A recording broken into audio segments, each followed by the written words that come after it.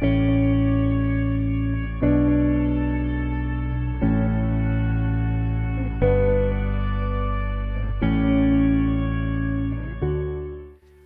e luz, pessoal, tudo bem com vocês?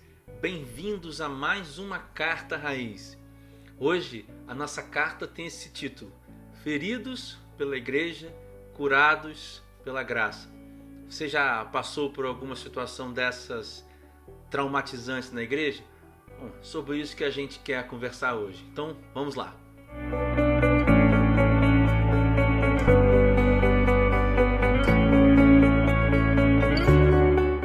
Bom, em primeiro lugar, antes de começar essa pequena carta raiz, quero dizer que meu objetivo aqui não é dar base para pessoas que se dizem, por exemplo, desigrejadas por causa dos seus traumas, das suas dificuldades e histórias difíceis com a igreja. Elas assim dizem que podem caminhar sozinhas, que não precisam da igreja. Então esse vídeo não tem esse objetivo. De maneira nenhuma, por mais difícil que tenha sido a nossa experiência, de maneira nenhuma a comunhão, a vida com as pessoas, a vida com as pessoas que professam a mesma fé, de maneira alguma isso pode ser retirado da vida cristã. Não existe vida cristã sem comunhão. Ao mesmo tempo, existem muitas pessoas que carregam muitos traumas com igrejas. Eu sou uma delas. Para mim, fazer esse vídeo, falar sobre isso, é um tanto quanto um ato terapêutico também.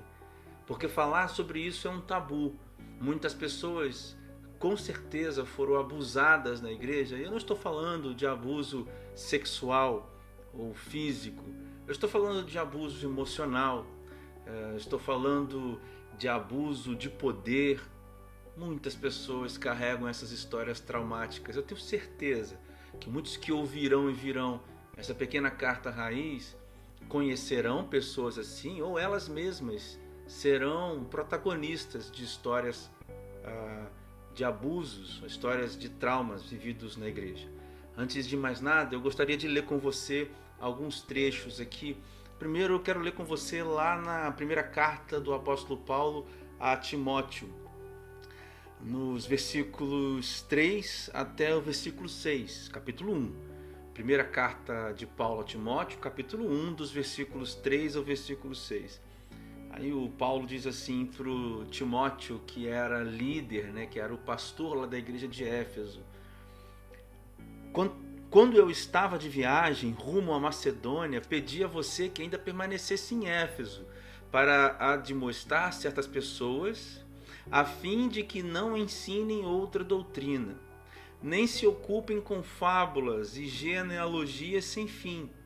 Estas coisas mais promovem discussões do que o serviço de Deus na fé. O objetivo desta admoestação é o amor que procede de um coração puro, de uma boa consciência, de uma fé sem hipocrisia. Algumas pessoas se desviaram dessas coisas e se perderam em discussões inúteis, pretendendo passar por mestres da lei, não compreendendo, porém, nem o que dizem, nem os assuntos sobre os quais falam com tanta ousadia. O contexto aqui, na carta que Paulo está escrevendo a Timóteo, é um contexto um tanto quanto variado.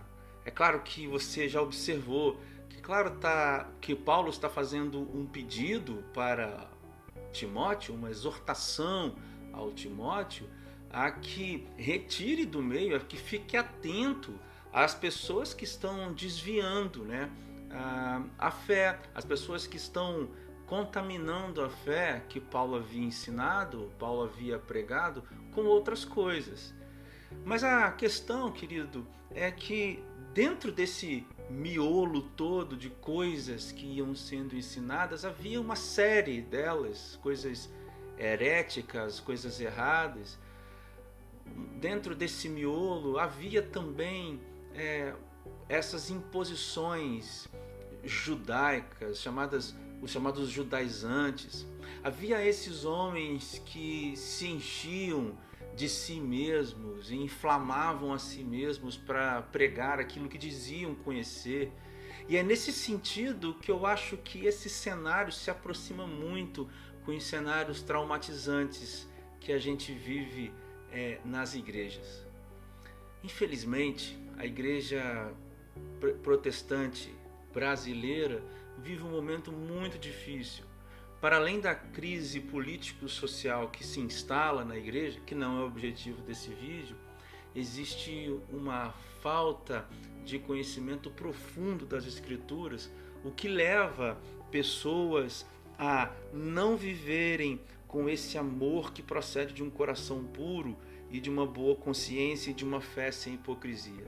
Em outras palavras, a gente vê um bando de hipócritas comandando as suas igrejas lotadas, e com as suas bocas cheias de dentes, eles vão proferindo flechas que marcam, que machucam, que traumatizam as pessoas com as suas bocas, e dizendo conhecer aquilo que nem sabem, inflamados de seus egos, e ao mesmo tempo muito longe do que a admoestação de Paulo prevê e requer e objetiva, que a admoestação de Paulo objetiva um amor que procede de um coração puro, uma boa consciência de uma fé sem hipocrisia. Estes homens, longe desse objetivo aqui, por exemplo, que é feito por Paulo, observado aqui por Paulo, estes homens longe desses objetivos vão por aí traumatizando as pessoas.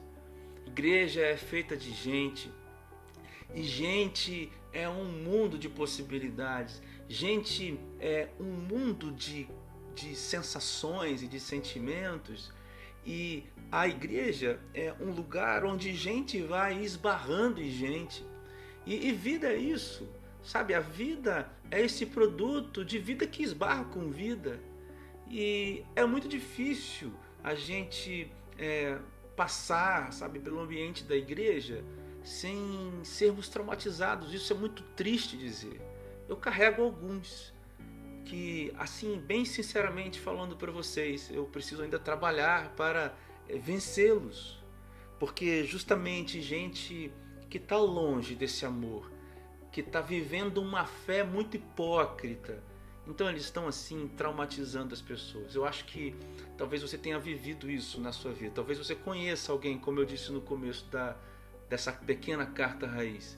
É gente com regra demais, é gente que pode e que acha que está no direito de fazer acepção de pessoas, é gente que ao invés de abraçar, é gente que coloca para fora, é gente que ao invés de abrir porta, fecha as portas. É gente que ao invés de promover ar, respirar para quem precisa de uma bolha de ar, continua lá sufocando as pessoas. Eu tenho uma canção que diz assim, que atrás dos púlpitos estão os sacerdotes surdos, que não ouvem, né, os gritos mudos, mas ainda assim são gritos de uma sociedade e de um grupo de pessoas e de pessoas que estão ao redor dele mesmo. Mas o título dessa carta raiz é esse, né? Feridos pela igreja, curados pela graça.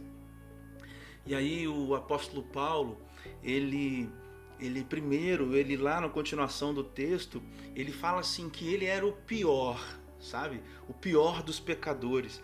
Aí ele diz assim, olha, no versículo 14, transbordou, porém, a graça do Senhor com a fé e o amor que há em Cristo Jesus. Aí no 16 ele diz, mas por esta razão me foi concedida misericórdia, para que em mim, que sou o principal pecador, Cristo Jesus pudesse mostrar sua completa longanimidade e eu servisse de modelos para todos os que hão de crer nele para a vida eterna. Isso aqui, em primeiro lugar, significa e é um recado para as pessoas que maltrataram, para os causadores de traumas. Paulo matou muita gente, Paulo perseguiu os cristãos. Você vê lá em Atos o episódio de Paulo com Estevão, não é isso? Paulo presenciando ali o apedrejamento e a morte do Estevão. Mas Paulo diz, olha, eu que fui o pior deles. Paulo se considera. É claro que não existe pior pecadores, todos são pecadores, mas Paulo faz isso para mostrar para a gente que a graça de Jesus alcança. Então, para você que causa traumas nas vidas das pessoas, para você que costuma apontar os dedos, para você que costuma ferir ao invés de cuidar, para você que abriu feridas ao invés de ajudar a curar as feridas, olha, a palavra para você é: Deus ainda pode derramar sobre a sua vida misericórdia, porque se ele fez isso sobre a vida de Paulo, ele pode fazer também sobre a sua vida. E isso não é para a sua glória, é para a glória de Deus, para mostrar a graça de Deus. Mas se você foi um desses traumatizados e abusados pela igreja, e eu me junto a você nesse grupo, eu fico com o conselho de Paulo para Timóteo, nos versículos 18, 19 e 20, aí, no mesmo capítulo 1, aí o Paulo diz: esta é a admoestação que eu faço a você, meu filho Timóteo, segundo as profecias que anteriormente foram feitas ao seu respeito. Veja, que firmado nelas, você combata o bom combate.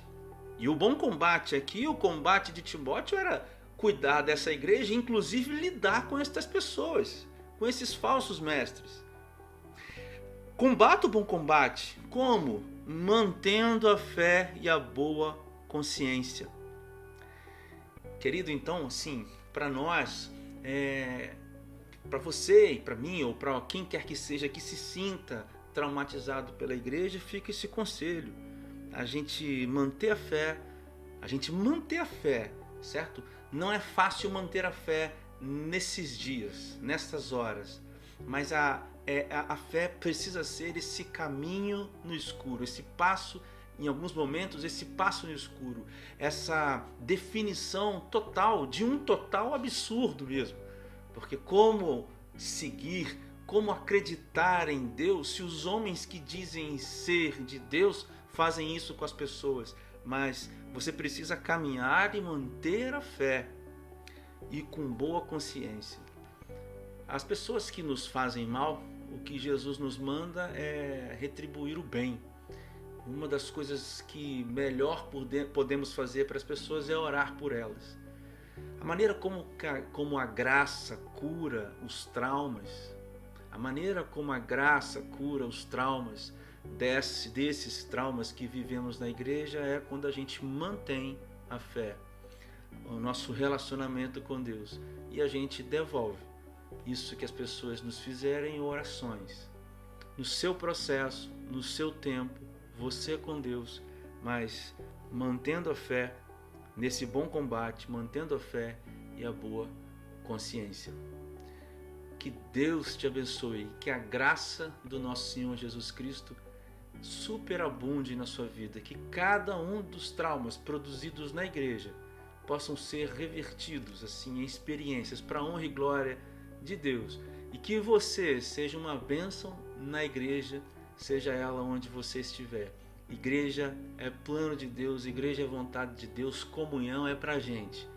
E quando a gente se fere, não se esqueça, existe graça para nos curar. Deus te abençoe, paz e luz, e até a próxima. Tchau, tchau.